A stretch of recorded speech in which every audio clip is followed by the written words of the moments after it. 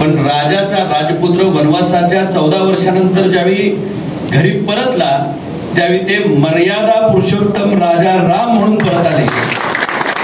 तुम्ही तुमच्या घरामध्ये राजा भाऊ परत येत असताना तुमचा राजकीय वनवास संपणार आहे याची खबरदारी शिवसेना घेईल, याच्याबद्दल आपण मनामध्ये अजिबात शंका बाळगू नका. एकनाथ शिंदे साहेब हे खऱ्या अर्थानं शब्दाला जागणारा नेता म्हणून त्यांची प्रतिमा आहे.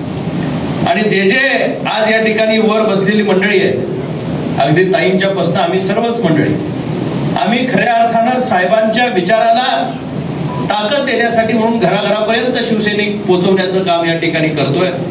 सोलापूर जिल्हा हा साहेबांचा लाडका जिल्हा आहे आणि या जिल्ह्यामध्ये परत एकदा डौलानं भगवा फडकवावा या भावनेतनं आम्ही सर्वजण या ठिकाणी ताकदीनं कामाला लागलोय.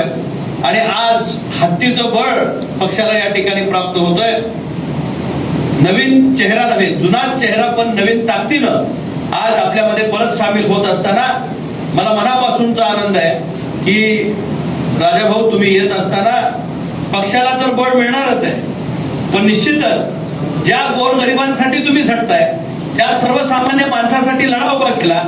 जी मतं पडली ती कुठल्या पक्षाभोवती पडली नाही, राजाभाऊ या नावाभोवती पडलेली मतं आणि त्यांच्या केलेल्या कामाभोवती पडलेली मतं आज शिवसेनेची ताकद वाढवणार आहे. आणि निश्चितच आज त्यांनी बोलत असताना सांगितलं की आता मी ह्याच्या पुढे कुठल्या पक्षात भिक्षात जाणार नाही असं सांगितलं. तुम्ही माणूस भावनिक असतो, अन्यायानं पेटून उठतो, पण अन्यायातनं पेटून उठलेला जखमी वाघ ज्यावेळी खऱ्या अर्थानं मैदानात उतरतो त्यावेळी ज्यांनी अन्याय केला त्यांना सुद्धा पुळताभुई थोडी करतो.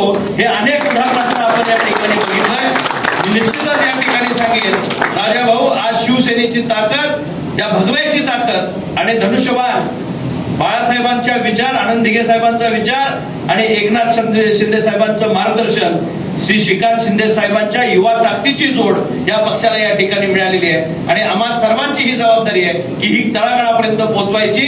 आता ही खांद्यावर तुम्ही भगवी पताका घेतली, निश्चितपणे शिवसेना परिवारामध्ये परत एकदा मी आपलं स्वागत या जिल्ह्याचा संपर्क प्रमुख या निमित्ताने या ठिकाणी करतो. आपण